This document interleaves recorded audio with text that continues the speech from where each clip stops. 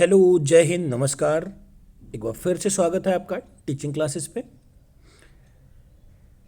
जैसा कि exam date आप लोगों को पता है, एडमिट कार्ड भी बहुत जल्द आने वाले हैं आपके।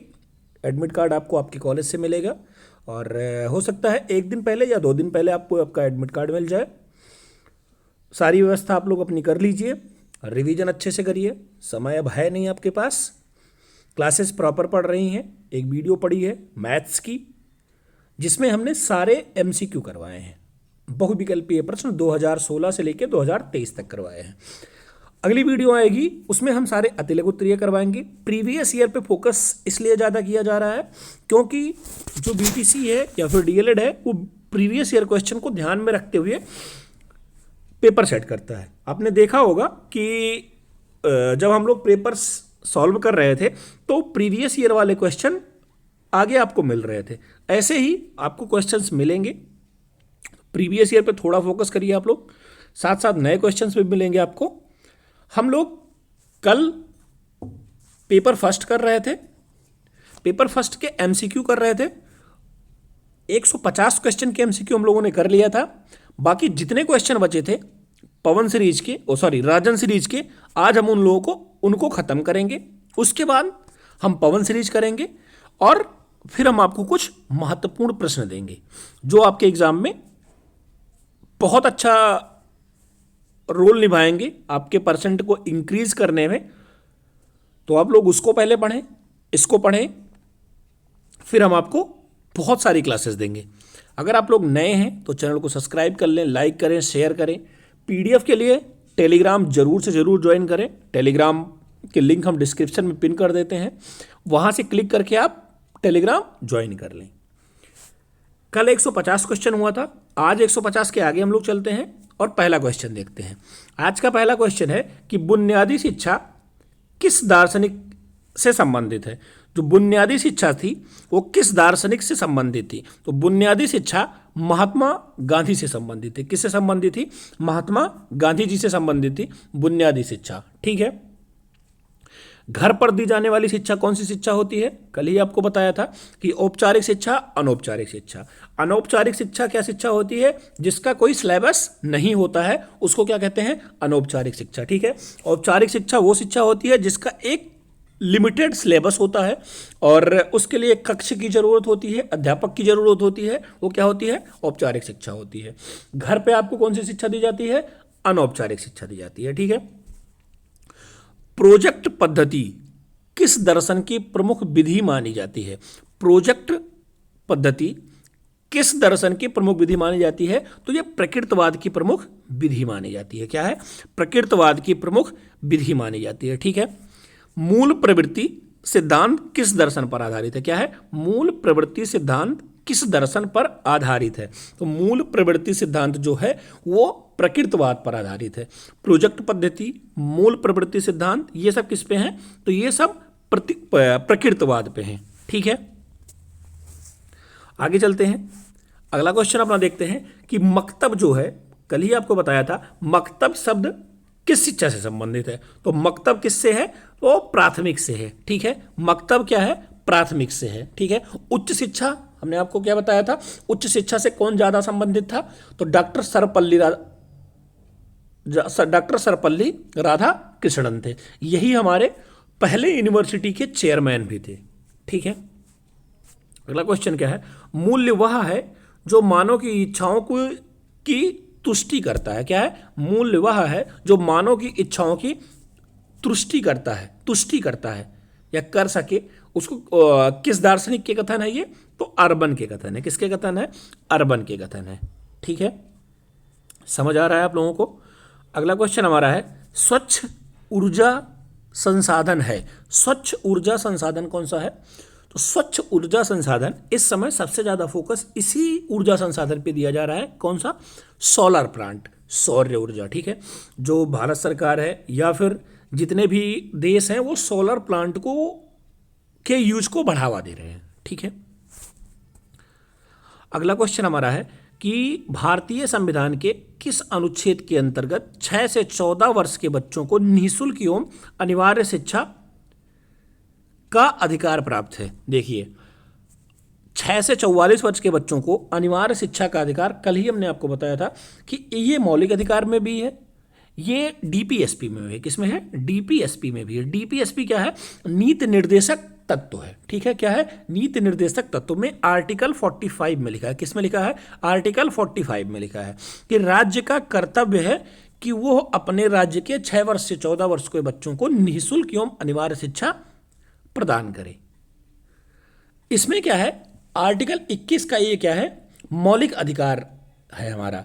इसमें भी 6 वर्ष से 14 वर्ष के बच्चों के लिए निःशुल्क शिक्षा का प्रावधान है। ये आर्टिकल या संविधान संशोधन 86वां संविधान संशोधन जो हुआ था उसके अनुसार ये मौलिक अधिकार में जोड़ा गया था। ठीक है, आगे चलते हैं और अगला क्वेश्चन देखते हैं अपना। अगला क्वेश्चन हमारा है कि आदर्शवाद के अनुसार शिक्षा का उद्देश्य है। आदर्शवाद के अनुसार शिक्षा क्या क्या उद्देश्य था? तो आदर्शवाद के अनुसार शिक्षा का उद्देश्य आत्मानुभूति था। क्या? आत्मा अनुभूति था। ठीक है, आत्म अनुभूति था। समझ आया? आगे है प्रकृतवाद किस प्रकार के अनुशासन की बात करता है? तो प्रकृतवाद था वो किस प्रकार के अनुशासन की बात करता था? तो वो मुक्तात्मक जो था, मुक्तात्मक अनुशासन की बात करता था। ठीक है, प्रकृतवाद मुक्तात्मक अनुशासन की बात करता था। ठीक है, जो मूल्य, अगला क्वेश्चन हमारा है 161, जो मूल्य संपूर्ण विश्व की प्रगति एवं भलाई से संबंधित है। क्या है? जो मूल्य संपूर्ण विश्व की प्रगति एवं भलाई से संबंधित होते हैं वो कौन से मूल्य कहलाते हैं? क्या है? जो मूल्य संपूर्ण विश्व की प्रगति एवं भलाई से संबंधित होते हैं वो कौन से मूल्य कहलाते हैं? तो पूरे संपूर्ण विश्व मतलब वैश्विक स्तर पर। किस पे? वैश्विक स्तर पे। उसको क्या कहते हैं? वैश्विक मूल्य कहते हैं। ठीक है, अगला क्वेश्चन हमारा है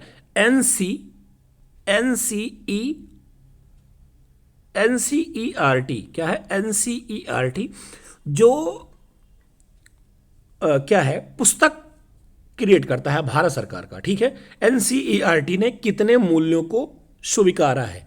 एनसीईआरटी ने कितने मूल्यों को स्वीकारा है? तो एनसीईआरटी ने 83 मतलब 83 मूल्यों को स्वीकारा है। ठीक है, मूल्य हमारे व्यवहार को क्या करते हैं? क्या है? मूल्य हमारे व्यवहार को क्या करते हैं? तो मूल्य हमारे व्यवहार को प्रेरित भी करते हैं, नियंत्रित भी करते हैं और दर्शित भी करते हैं। तो क्या हो जाएगा? उपयुक्त सभी हो जाएगा। ठीक है, अगला क्वेश्चन अपना है इस सभी धर्मों के प्रति सहनशील अध्ययन को प्रोत्साहित करने का सुझाव किसने दिया? क्या है? सभी धर्मों के प्रति सहनशील अध्ययन को प्रोत्साहित करने का सुझाव किसने दिया? तो ये सुझाव किसने दिया था? जो कोठारी आयोग आया था 1964 से 1966 के बीच कोठारी आयोग आया था। ये क्वेश्चन जब आपका सेकंड पेपर होगा तो ये डायरेक्ट पूछता है कि कोठारी आयोग कब आया था? तो 1964 से 1966 में आया था। ठीक है, पहला पेपर और दूसरा पेपर आपका एक दूसरे से संबंधित है। अगर आपने एक को अच्छे से पढ़ लिया तो आप दोनों अच्छे से लिख सकते हैं। ठीक है, इसमें जो दूसरा पेपर है उसमें डेट्स से रिलेटेड ज़्यादा क्वेश्चन है। कोठारी आयोग कब आया, शिक्षा आयोग कब आया, और ऐसे ही वुड का घोषणा पत्र कब आया, और बहुत सारे क्वेश्चन आपको ऐसे मिलेंगे। ठीक है, तो ये क्या हुआ? कोठारी आयोग हुआ। ठीक है, आगे क्या है? भावनाओं के विकास का संबंध मूल्य के भावनाओं का विकास का संबंध मूल्य के किस पक्ष से होता है? भावनाओं के विकास का संबंध मूल्य के किस पक्ष से होता है? तो ये भावनात्मक पक्ष से होता है। किससे होता है? भावनात्मक पक्ष से होता है। किससे होता है? भावनात्मक पक्ष से होता है। ठीक है, अगला क्वेश्चन अपना है 166 हमें उस शिक्षा की आवश्यकता है। क्या है? हमें उस शिक्षा की आवश्यकता है जिसके द्वारा चरित्र का निर्माण होता है। क्या है? हमें सबसे ज़्यादा उस शिक्षा की आवश्यकता है जिसके द्वारा हमारे चरित्र का निर्माण हो, मस्तिष्क की शक्ति बढ़े, बुद्धि का विकास हो और मनुष्य अपने पैरों पर खड़ा हो सके। क्या है? हमें उस शिक्षा की सबसे ज़्यादा आवश्यकता है जिसके द्वारा मनुष्य के चरित्र का निर्माण हो, मस्तिष्क का विकास हो और बुद्धि का विकास हो, वो अपने पैरों पे खड़ा हो सके। शिक्षा संबंधी उक्त विचार किसने दिया? तो ये विचार किसके थे? महात्मा गांधी ने कहा था कि सबसे ज़्यादा शिक्षा या सबसे ज़्यादा शिक्षा में ये चीज़ जरूरी है कि उसके मस्तिष्क का विकास हो जाए, उसके चरित्र का निर्माण हो जाए और वो अपने पैरों पे खड़ा हो जाए। ये कथन किसके थे? तो ये महात्मा गांधी जी के कथन थे। ठीक है, अगला क्वेश्चन हमारा है, जनसंख्या शिक्षा का मूल्य सहयोगी संगठन क्या है? तो जनसंख्या शिक्षा का छोटे बच्चों को कौन सबसे ज्यादा ध्यान देता है जनसंख्या के बारे में? तो सबसे ज्यादा यूनिसेफ ध्यान देता है। ठीक है, यूनेस्को ध्यान देता है। कौन देता है? यूनेस्को ध्यान देता है। ठीक है, आगे मोस्ट इंपॉर्टेंट क्वेश्चन, बहुत बार एग्जाम में आ चुका है, दीवार स्वप्न किसकी रचना है? कल से मैं आपको बता रहा हूं लगातार, गीजू भाई बधेका आपके एग्जाम के लिए मोस्ट इंपॉर्टेंट है। एक ना एक क्वेश्चन वो आपको, चाहे लघु उत्तरीय, अति लघु उत्तरीय, बहुविकल्पीय, कहीं ना कहीं आपको गीजू भाई बधेका से मुलाकात आपकी हो ही जाएगी। तो दीवार स्वप्न किसकी रचना है? गीजू भाई बधेका की रचना है। ठीक है, आगे चलते हैं, अगला क्वेश्चन अपना देखते हैं। अगला क्वेश्चन अपना है, पाली भाषा शिक्षा का माध्यम था। अब पाली भाषा कब बोली जाती थी? जब बौद्धकालीन शिक्षा होती थी। बौद्ध की भाषा ही पाली भाषा थी। क्या थी? बौद्ध की भाषा ही पाली भाषा थी। तो ये क्या था? बौद्धकालीन शिक्षा की भाषा पाली भाषा थी। ठीक है, मुदालियर आयोग संबंधित है। तो मुदालियर आयोग किसके लिए आया था? मुदालियर आयोग जो आया था वो माध्यमिक शिक्षा के लिए आया था। प्राथमिक, उसके बाद माध्यमिक। माध्यमिक शिक्षा के लिए मुदालियर आयोग आया था। किसके लिए आया था? माध्यमिक शिक्षा के लिए मुदालियर आयोग आया था। ठीक है, आगे चलते हैं, अगला क्वेश्चन अपना देखते हैं। अगला क्वेश्चन अपना है, सच्ची शिक्षा वह है। क्या? सच्ची शिक्षा वह है जो व्यक्ति के अंदर से प्रस्फुटित होती है। क्या? जो व्यक्ति के अंदर से प्रस्फुटित होती है। यह अंतर्निहित शक्तियों की अभिव्यक्ति है। क्या? यह अंतर्निहित शक्तियों की अभिव्यक्ति है। यह कथन किसके हैं? यह कथन फ्रोबेल महोदय के हैं। बार बार आपसे कह रहा हूं, कथन से क्वेश्चन आपको जरूर मिलेगा और ये थोड़ा सा टफ होता है क्योंकि लाइन नहीं याद होती है कौन किसकी है। हम कुछ शब्द उठाएंगे, उससे रिलेट करेंगे तो हम अपने अनुसार याद कर सकते हैं। ठीक है, अगला क्वेश्चन अपना है कि आधुनिक शिक्षा का जन्मदाता माना जाता है। क्या है? आधुनिक शिक्षा का जन्मदाता किसे माना जाता है? लॉर्ड मैकाले को माना जाता है। ठीक है, आधुनिक शिक्षा का जन्मदाता मैकाले को माना जाता है। ठीक है, आधुनिक शिक्षा का जन्मदाता मैकाले को माना जाता है। अगला क्वेश्चन अपना है, किंडरगार्टन से क्या अभिप्राय है? किंडरगार्टन से क्या अभिप्राय है? तो किंडरगार्टन क्या? बच्चों का उद्यान। ठीक है, या बगीचा, या बच्चे जहां खेल खेल के अपनी पढ़ाई करते हैं उसी को किंडरगार्टन कहते हैं। ठीक है, तो बच्चों का क्या हो जाएगा? बाल उद्यान हो जाएगा। ठीक है, अगला क्वेश्चन है, गीजू भाई शिक्षा को मानते थे। तो गीजू भाई क्या मानते थे? शिक्षा के प्रति उनका क्या था? उन्हीं की शिक्षा अब जो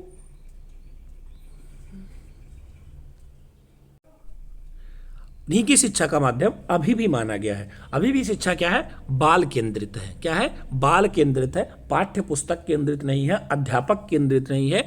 क्या है? बाल केंद्रित है। अगला क्वेश्चन हमारा है, महिला समाख्या योजना कब से लागू हुई? क्या?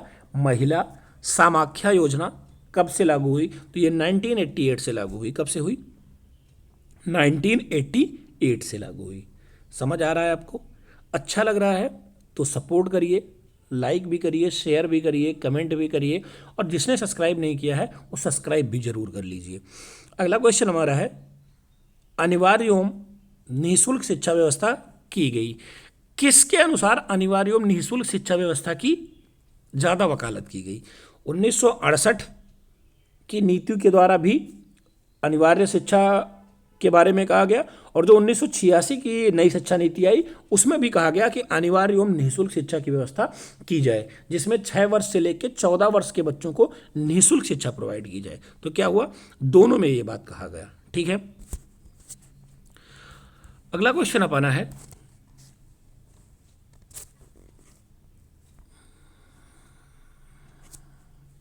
अगला क्वेश्चन है, संचार साधनों के अन्य 3 से भिन्न है। कोई संचार के साधन दिए हैं जो अन्य 3 से भिन्न है। ठीक है,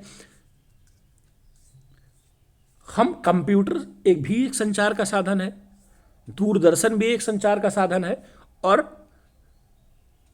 क्लोज सर्किट भी टेलीविजन भी एक संचार का साधन है। टेप रिकॉर्डर क्या था?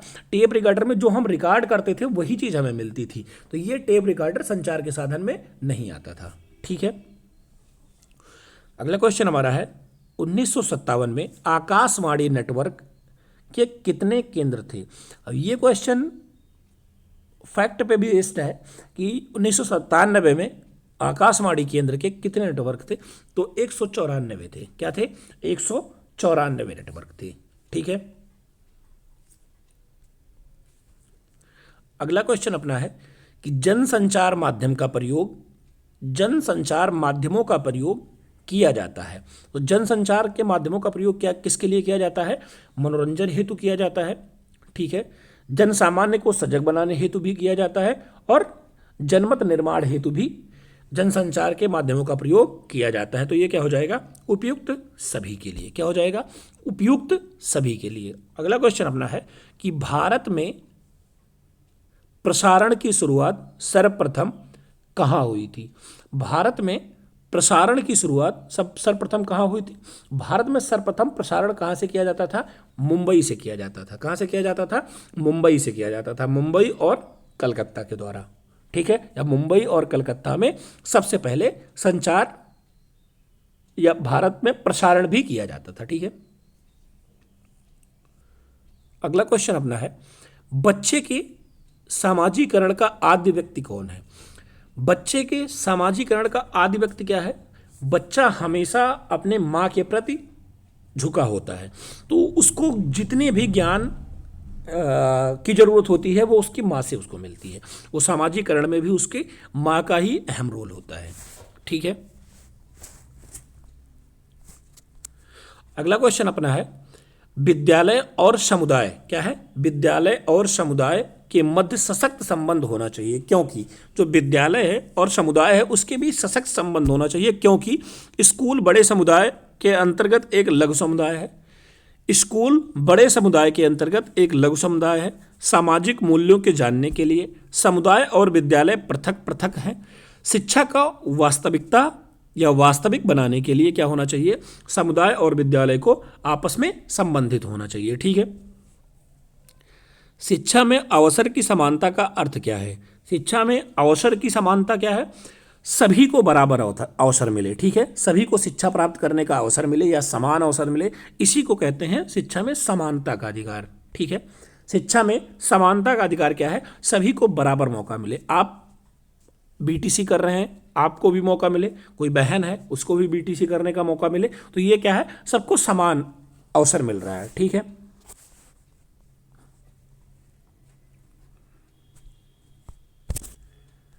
अगला क्वेश्चन है कि शिक्षा में अवसर की समानता के पीछे क्या विचार निहित है? शिक्षा में अवसर की समानता के पीछे क्या विचार निहित है? सभी बालकों शिक्षित हो और शिक्षित समाज हो। ठीक है, जो निरक्षर है उन्हें शिक्षित होने का अवसर प्राप्त हो, पिछड़े एवं दलित व्यक्तियों को भी शिक्षित होने का अवसर प्राप्त हो। सबसे बड़ा रोल जो शिक्षा में समानता का था, पहले क्या था? पिछड़े और दलित वर्ग के बच्चों को शिक्षा नहीं दी जाती थी। अब क्या है? शिक्षा में अवसर की समानता मतलब सभी लोगों को समान शिक्षा दी जाएगी। ठीक है, वो चाहे दलित समाज से है, चाहे पिछड़े समाज से है, चाहे उच्च समाज से है, सभी लोग को समान शिक्षा का अधिकार दिया जाएगा। यही शिक्षा के समानता का अधिकार के विचार के पीछे विचार निहित है। अगला क्वेश्चन क्या है? राज्य विशिष्ट रूप से कमजोर वर्ग के शैक्षिक व आर्थिक हितों को ध्यान में रखेगा, यह संविधान की कौन सी धारा में कहा गया है? क्या कहा गया है?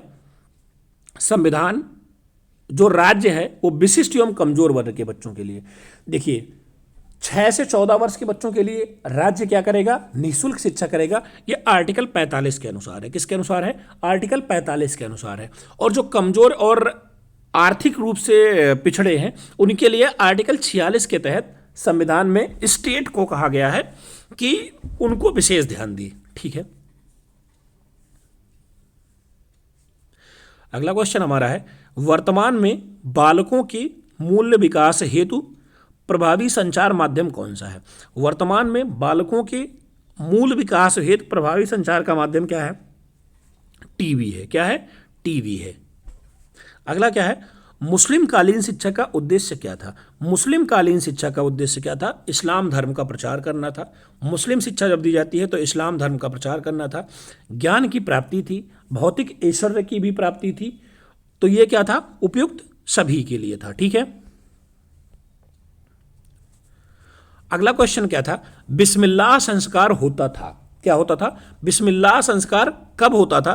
तो बिस्मिल्लाह संस्कार होता है 4 वर्ष का बच्चा हो, 4 माह का बच्चा हो, 4 दिन का बच्चा हो, तो उसका बिस्मिल्लाह संस्कार होता था। बिस्मिल्लाह संस्कार में क्या होता है? बच्चे को नया कपड़ा पहनाया जाता था, मौलवी आते थे, उसको कुछ आयतें पढ़ाते थे कुरान की। अगर वो बच्चा कुरान की आयतें नहीं बोल पाता था तो हर वर्ड में बिस्मिल्लाह बोल दिया जाता था। इसलिए वो बच्चा, इसी को बिस्मिल्लाह संस्कार भी कहते थे। क्या कहते थे? बिस्मिल्लाह संस्कार कहते थे। ये याद रखिएगा, 4 का आंकड़ा, 4 वर्ष, 4 माह, 4 दिन। ठीक है। शिक्षा का उद्देश्य नहीं है। शिक्षा का उद्देश्य क्या नहीं है? चारित्रिक विकास नहीं है, ज्ञान अर्जन नहीं है, कि व्यवसायीकरण नहीं है, कि अंतर्निहित शक्तियों का विकास है। शिक्षा का उद्देश्य क्या क्या है? चारित्रिक विकास होगा अगर आप शिक्षा करेंगे, ज्ञान अर्जन आपको होगा, आंतरिक शक्तियों का विकास होगा। क्या होगा? व्यवसायीकरण नहीं है। शिक्षा का उद्देश्य में व्यवसायीकरण नहीं आता है। ठीक है। अगला क्वेश्चन हमारा है कि वैदिक कालीन शिक्षा व्यवस्था में क्या होता था? शिक्षा सकुल थी, सशुल्क थी, शिक्षा बड़े बड़े भवनों में होती थी, शिक्षा पर राज्य का नियंत्रण था, शिक्षा पूर्ण रूप से निःशुल्क थी। तो जो वैदिक कालीन शिक्षा थी वो पूर्ण रूप से निःशुल्क रूप से दी जाती थी, सभी को दी जाती थी। उसके लिए कोई महल की जरूरत नहीं होती थी और कोई बड़े बड़े भवन की जरूरत नहीं होती थी, कोई पैसा नहीं लिया जाता था। क्या होता था? सभी को निःशुल्क शिक्षा दी जाती थी। ठीक है। अगला क्वेश्चन अपना है, प्राचीन शिक्षण पद्धति में विधियां थी। जो प्राचीन शिक्षण था उसमें कौन कौन सी विधियां थी? खेल विधि, प्रोजेक्ट विधि, इनमें से कोई नहीं, या श्रवण मनन और निध्यासन। तो जो प्राचीन समय की शिक्षण विधियां थी वो क्या थी? श्रवण थी, मनन थी और निध्यासन थी। ठीक है। अगला क्वेश्चन मोस्ट इंपॉर्टेंट क्वेश्चन है, बौद्ध शिक्षा का प्रमुख केंद्र था। तो बौद्ध शिक्षा का प्रमुख केंद्र क्या था? नालंदा था। नालंदा कहाँ है? बिहार में है। प्रेजेंट समय कहाँ है? बिहार में है। ठीक है। काफ़ी ज़्यादा चर्चा में भी है इस समय, तो याद रखिएगा। अगला क्वेश्चन क्या है? भारत में आधुनिक शिक्षा का जन्मदाता किसे माना जाता था? तो भारत में आधुनिक शिक्षा का जन्मदाता चार्ल्स ग्रांट को माना जाता है। मोस्ट इंपॉर्टेंट क्वेश्चन है। अगला क्वेश्चन हमारा है, चार्ल्स ग्रांट पे टिक कर लीजिएगा। छनाई का सिद्धांत के प्रतिपादक कौन थे? तो छनाई का सिद्धांत के प्रतिपादक मैकाले थे। छनाई के सिद्धांत के प्रतिपादक मैकाले थे। ठीक है।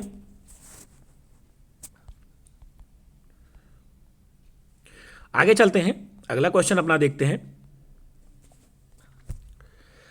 भारत में पहली राष्ट्रीय शिक्षा नीति की घोषणा कब हुई? भारत में पहली राष्ट्रीय शिक्षा की नीति की घोषणा अभी हमने आपको बताया था 1968 में भी शिक्षा नीति में निःशुल्क शिक्षा की बात की गई थी, 1986 में भी निःशुल्क शिक्षा की बात की गई थी। सबसे पहले क्या आया था? 1968। ठीक है। अगला क्वेश्चन अपना है, प्लेटो ने अनुशासन के किस रूप का समर्थन किया था? प्लेटो ने किस अनुशासन के रूप का समर्थन किया था? प्लेटो ने दंडात्मक अनुशासन का समर्थन किया था। किसका? दंडात्मक अनुशासन का समर्थन किया था।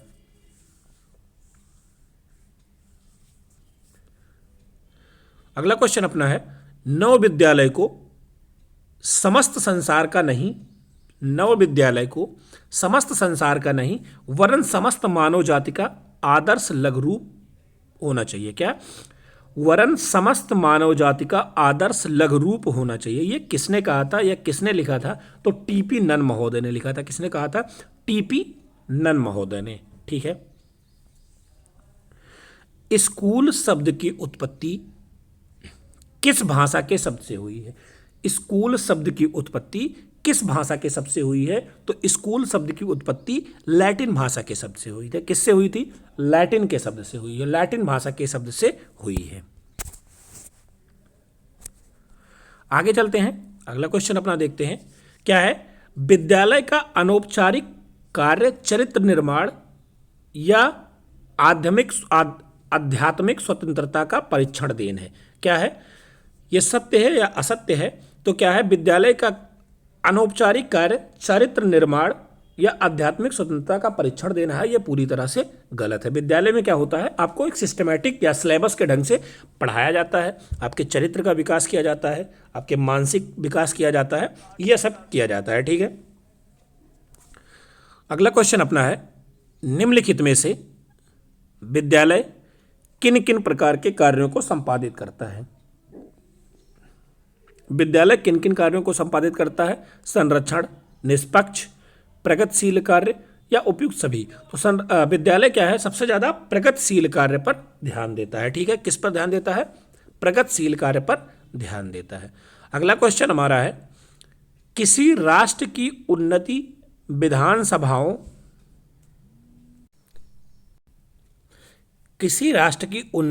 विधानसभाओं व्यवसाय और कारखानों से नहीं बल्कि विद्यालय से होती है।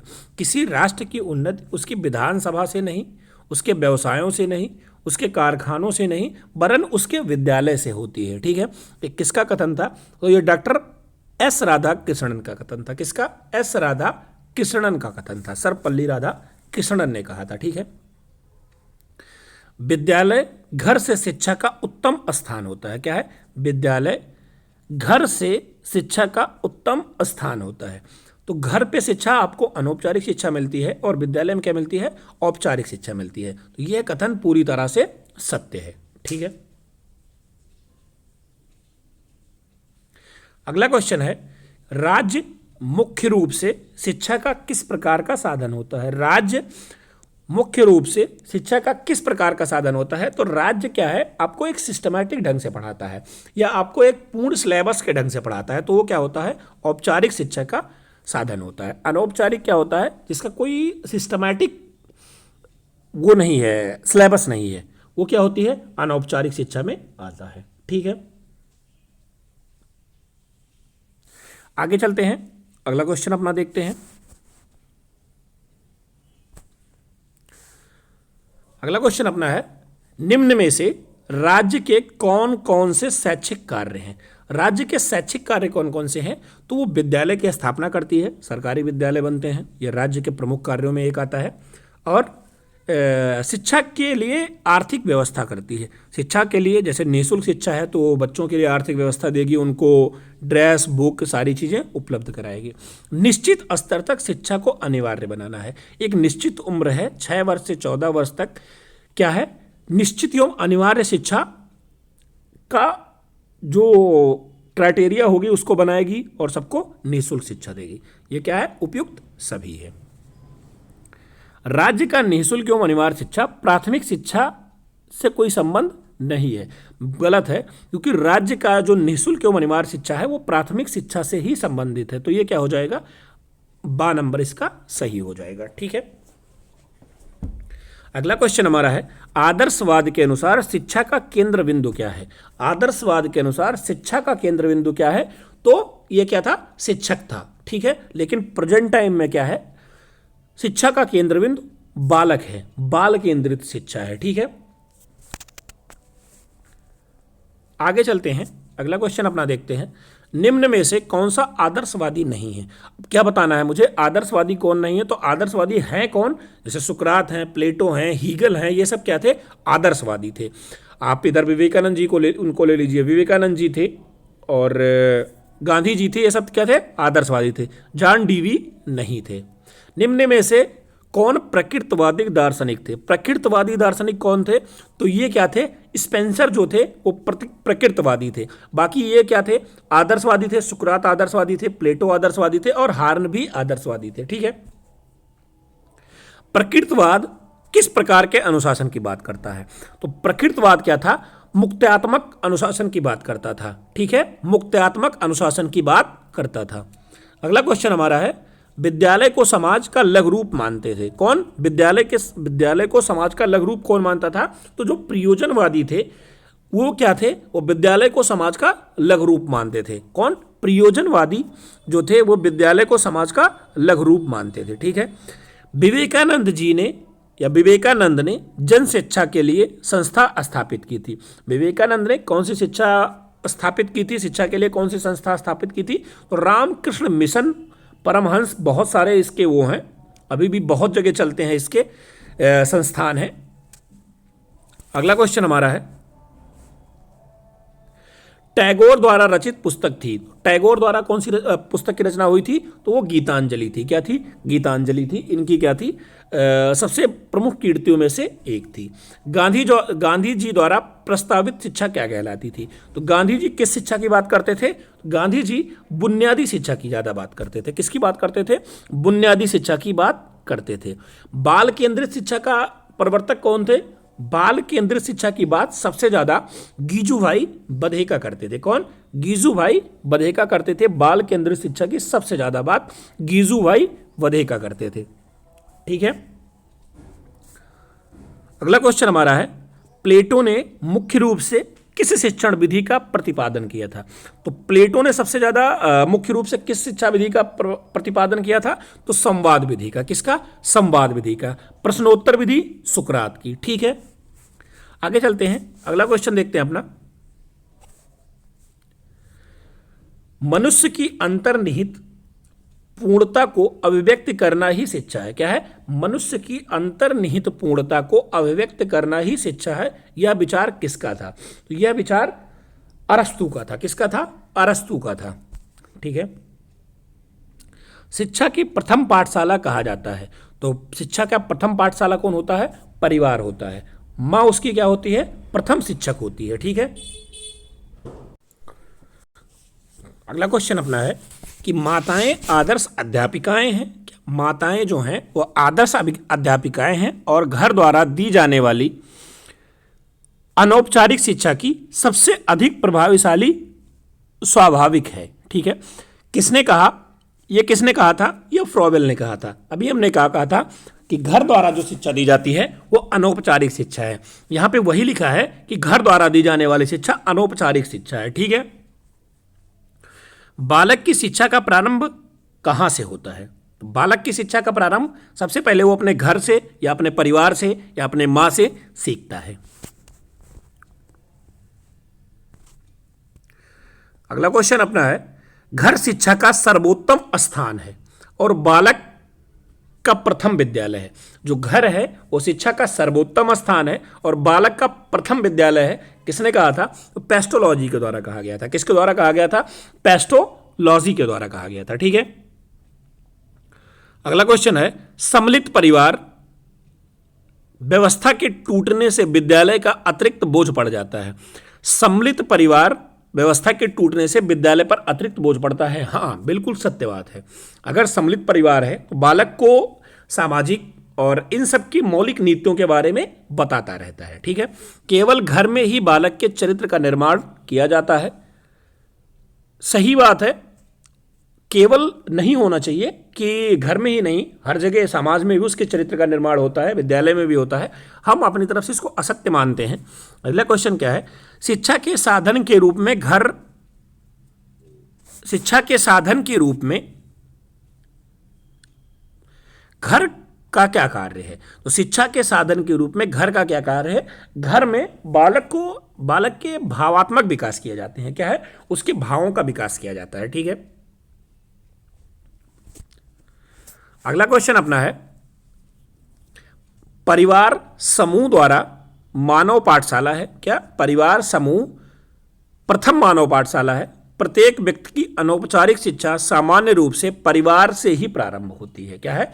समान रूप से परिवार से ही प्रारंभ होती है। बालक का बहुत महत्वपूर्ण समय परिवार में ही व्यतीत होता है।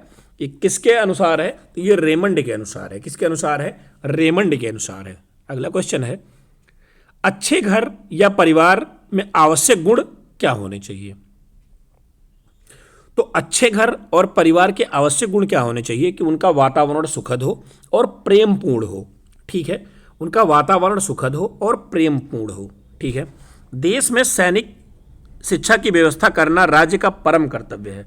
देश में सैनिक शिक्षा व्यवस्था करना राज्य का परम कर्तव्य है। सही बात है।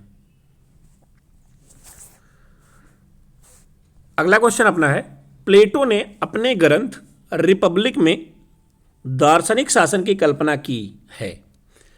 प्लेटो ने अपने ग्रंथ रिपब्लिक में दार्शनिक शासन की कल्पना की है, सत्य है। अगला क्वेश्चन अपना है, निम्न में से कौन सी रचना रूसो की नहीं है? रूसो की रचना कौन सी नहीं है? तो एमिल भी रूसो की है, द न्यू हेलॉज भी रूसो की है, द सोशल कॉन्ट्रैक्ट भी रूसो की है, द लॉज रूसो की नहीं है। रूसो के अनुसार शिक्षा का स्वरूप कैसा होना चाहिए? तो रूसो के अनुसार शिक्षा, रूसो क्या थे? प्रकृतवादी थे। रूसो के अनुसार शिक्षा प्रकृतवादी होनी चाहिए। जॉन डीवी के अनुसार एक शिक्षक है, तो जॉन डीवी के अनुसार शिक्षक क्या है? एक सामाजिक मनोवैज्ञानिक आवश्यकता है।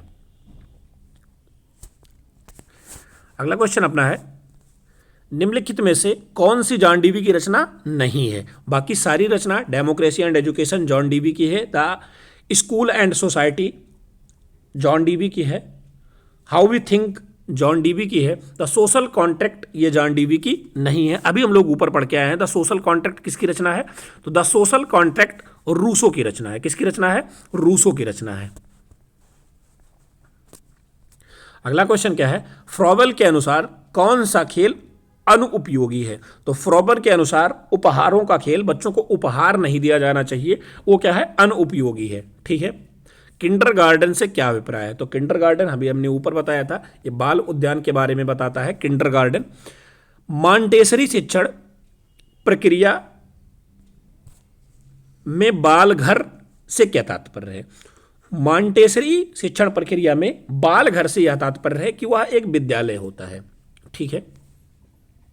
मॉन्टेसरी ने मुख्य रूप से किन बच्चों की शिक्षा पर ध्यान दिया था? मॉन्टेसरी पद्धति में मानसिक रूप से मंद जो बालक होते थे, मंद बुद्धि के बालक होते थे, उन पर ज्यादा ध्यान दिया जाता था। ठीक है।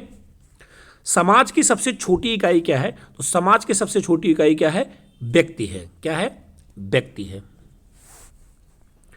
अगला क्वेश्चन है, घर ही बालक की शिक्षा के लिए सर्वोत्तम स्थान है।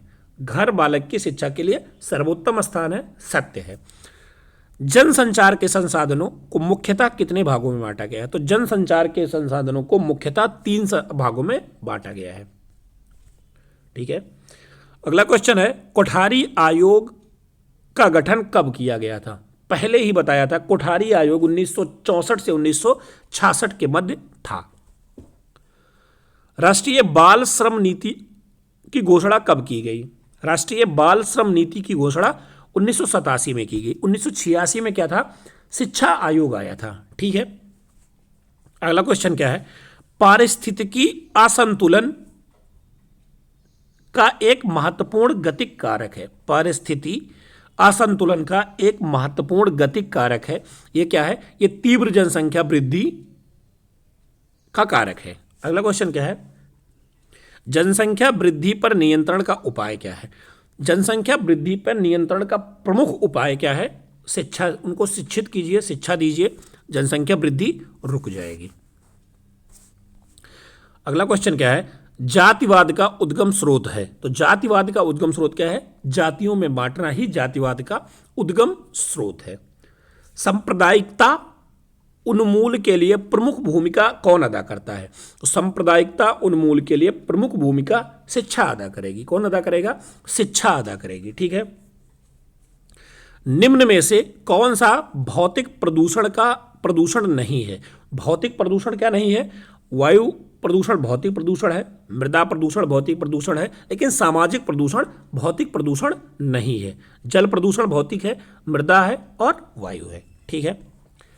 पारिवारिक शिक्षा में कौन से सिद्धांत हैं? तो पारिवारिक शिक्षा में क्या है? बाल मनोविज्ञान भी है, सहानुभूति एवं व्यवहार भी है, खेल द्वारा शिक्षा भी है। तो क्या है? ये सभी है।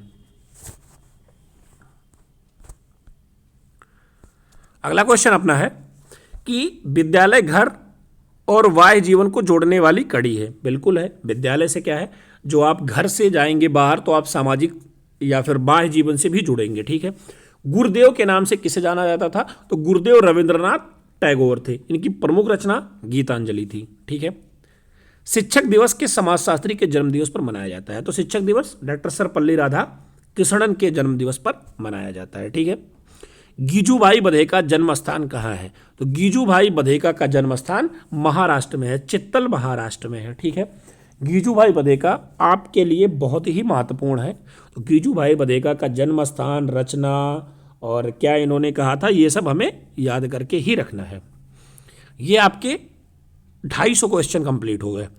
कुछ क्वेश्चन और बचे हैं, उसके बाद राजन सीरीज के सारे बहुविकल्पीय प्रश्न खत्म हो जाएंगे।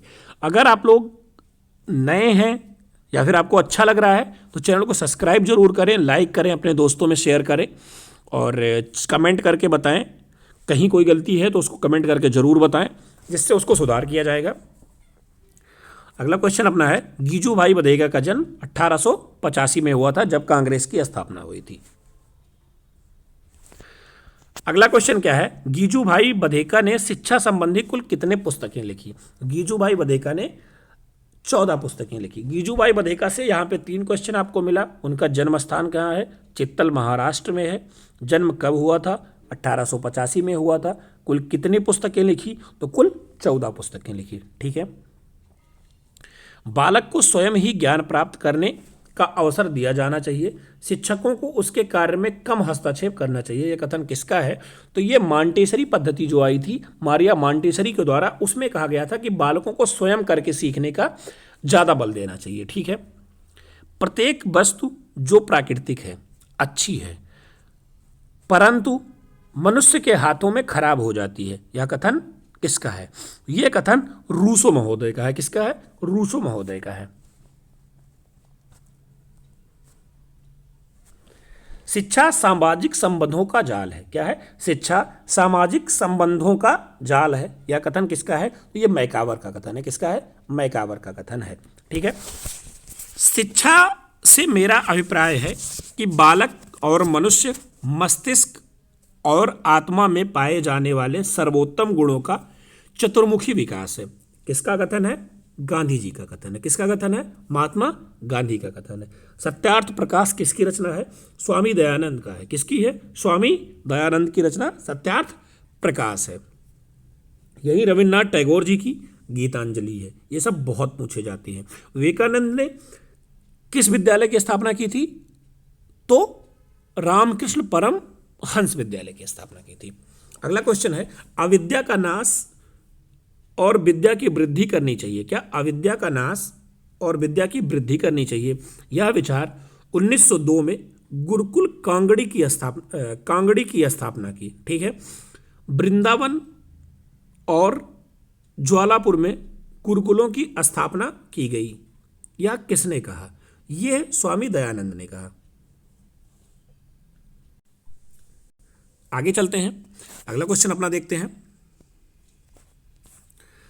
1901 में शांति निकेतन की स्थापना रविंद्रनाथ टैगोर ने किसके स्थान पर की थी? 1901 में स्वामी रविन्द्रनाथ टैगोर ने शांति निकेतन बोलपुर में की थी। कहाँ की थी? बोलपुर में की थी। डॉक्टर राधा कृष्णन कमीशन की नियुक्ति 1948-49 में क्यों की गई थी? यह मुख्यतः विश्वविद्यालय के या उच्च शिक्षा के बारे में बात करते थे, इसीलिए इनके सर्वेक्षण के लिए इनकी जो नियुक्ति की गई थी। ठीक है, माध्यमिक शिक्षा आयोग 1953 का दूसरा नाम क्या है? तो माध्यमिक शिक्षा आयोग 1953 का दूसरा नाम मुदालियर कमीशन है। क्या है? मुदालियर कमीशन है। ठीक है, माध्यमिक शिक्षा की बात करता था मुदालियर कमीशन। अगला क्या है? 1964-65 में किस आयोग का गठन हुआ था? सबसे पहले बताया था कोठारी आयोग 1964-65-66 3 साल के लिए था। अगला क्वेश्चन अपना है, राष्ट्रीय शिक्षा नीति 1986 में संशोधन किस सन में किया गया? तो 1986 में संशोधन 1992 में किया गया था। कब किया गया था? 1992 में किया गया था। राममूर्ति समिति 1990 में क्यों गठित की गई थी? राममूर्ति समिति 1990 में जो शिक्षा नीति 1986 आई थी उसकी समीक्षा के लिए गठित की गई थी। ठीक है, कौन सा दर्शन परम सत्य को आध्यात्मिक घोषित करता है? तो कौन सा दर्शन है जो परम सत्य को आध्यात्मिक घोषित करता है? वो आदर्शवाद है। क्या है? आदर्शवाद है। जल संरक्षण की विरडा पद्धति प्रचलित है। जल संरक्षण की विरडा प्रजाति गुजरात में संबंधित है। ठीक है, अगला क्वेश्चन बना है गंगा कार्य योजना की शुरुआत की गई। तो गंगा कार्य योजना की शुरुआत 1985 में की गई। कब की गई? 1985 में की गई। अगला क्वेश्चन है वैश्वीकरण का उद्देश्य क्या है? तो वैश्वीकरण का उद्देश्य क्या है? संतुलित विकास, निजीकरण, उदारीकरण, ये सब क्या है? वैश्विक जीवन का उद्देश्य है। ठीक है, अगला क्वेश्चन अपना है निम्नलिखित में से प्रकृतवाद के संस्थापक कौन थे? प्रकृतवाद के संस्थापक कौन थे? प्रकृतवाद के संस्थापक रूसो थे। कौन थे? रूसो थे। ठीक है,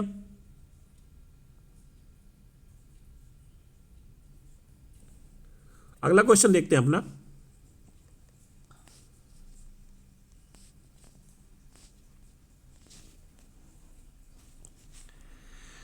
प्रकृतवाद का श्रेष्ठ योगदान शिक्षा के किस क्षेत्र में है? तो प्रकृतवाद का श्रेष्ठ योगदान शिक्षा के शिक्षण विधि क्षेत्र में है। ठीक है, निम्नलिखित में से कौन प्रकृतवादी है? कौन प्रकृतवादी था? स्पेंसर प्रकृतवादी थे। कौन थे? स्पेंसर प्रकृतवादी थे। ठीक है, अगला क्वेश्चन अपना है शिक्षा में प्रयोजनवादी शिक्षा होती है। शिक्षा में प्रयोजनवादी शिक्षा क्या होती है? अनुभव केंद्रित होती है। क्या होती है? अनुभव केंद्रित होती है। प्रयोजनवाद का जन्म कहाँ हुआ था? तो प्रयोजनवाद का जन्म अमेरिका में हुआ था। कहाँ हुआ था? अमेरिका में हुआ था। पांडुचेरी में किस महान शिक्षा शास्त्री ने अपना आश्रम स्थापित किया था? पहले भी ये क्वेश्चन आपको मिला था। श्री अरविंदो घोष ने की थी। किसने की थी? श्री अरविंदो घोष ने की थी। अगला क्वेश्चन अपना है पाठशाला को एक बाग, शिशु को एक पौधा, शिक्षक को एक माली, किसने कहा था? यह फ्रॉबेल महोदय ने कहा था। किसने कहा था? फ्रॉबेल महोदय ने कहा था। मांटेसरी शिक्षा प्रणाली में पाठ्यक्रम को कितने भागों में बांटा गया? तो मांटेसरी शिक्षा प्रणाली में पाठ्यक्रम को मुख्यतः 3 भागों में बांटा गया। ठीक है, भारत में जनसंख्या शिक्षा का प्रारंभ किस प्रदेश में हुआ? तो जनसंख्या शिक्षा का प्रारंभ महाराष्ट्र में हुआ है। कहाँ हुआ है? महाराष्ट्र में हुआ है। 6 से 14 वर्ष तक के सभी बच्चों को अनिवार्य शिक्षा की व्यवस्था का वर्णन संविधान की किस धारा में कहा गया है? तो यह संविधान की धारा 45 में है। ठीक है, और गरीब और पिछड़ा 46 में है। अगला क्वेश्चन है शिक्षा वह है जो जीवन को संपूर्ण सत्ता के साथ स्थापित करने की शक्ति होती है पर विचार करता है। यह किसने कहा? रविंद्रनाथ टैगोर ने। गीजूभाई वधेका के द्वारा लिखित पुस्तक कौन सी है? तो गीजूभाई वधेका के द्वारा लिखित पुस्तक प्राथमिक शाला में भाषा की शिक्षा। क्या? प्राथमिक शाला में भाषा की शिक्षा, ये गीजूभाई वधेका के द्वारा लिखित है। शिक्षक द्वारा छात्रों में राष्ट्रीय सद्भावना का विकास किया जा सकता है शिक्षकों द्वारा स्वयं इसका अमल करके। क्या? शिक्षकों द्वारा स्वयं इसका अमल करके। महात्मा गांधी के दर्शन के अनुसार छात्रों की क्रियाशीलता के लिए पाठ्यक्रम में आवश्यक है। क्या आवश्यक है? हस्तकला विषय। ठीक है, शिक्षा के निस्पंदन सिद्धांत किसने दिया था? तो निस्पंदन का सिद्धांत मैकाले ने दिया था। शिक्षा के क्षेत्र में आदर्शवाद की विवेचना की जा सकती है। तो किसकी की जा सकती है? प्रगतिवादी के रूप में की जा सकती है। ये रहे आपके सभी अतिलघुत्तरीय बहुविकल्पीय प्रश्न। राजन सीरीज के सभी बहुविकल्पीय प्रश्न 285 क्वेश्चन थे जो हम 2 वीडियो में खत्म किए हैं। एक वीडियो में 150 क्वेश्चन, बाकी एक वीडियो में सारे जितने बचे थे सबको हमने खत्म किया है। अगर आप लोग नए हैं, अच्छा लग रहा है तो चैनल को सब्सक्राइब करके जाएं, लाइक करें, शेयर करें। इसकी पीडीएफ के लिए टेलीग्राम जरूर से जरूर ज्वाइन करें और अपने साथियों में शेयर करें। मिलते हैं आपसे अगली वीडियो में, तब तक के लिए धन्यवाद। जय हिंद। और आप अपनी तैयारी अच्छे से करते रहिए, रिवीजन लगातार करते रहिए। अगर आपके पास समय नहीं है तो एयरफोन लगाइए, ऑडियो मोड में सुनिए, बहुत चीज़ें आपको याद होंगी। मतलब छोड़ना नहीं है, 90% प्लस लेके ही आना है।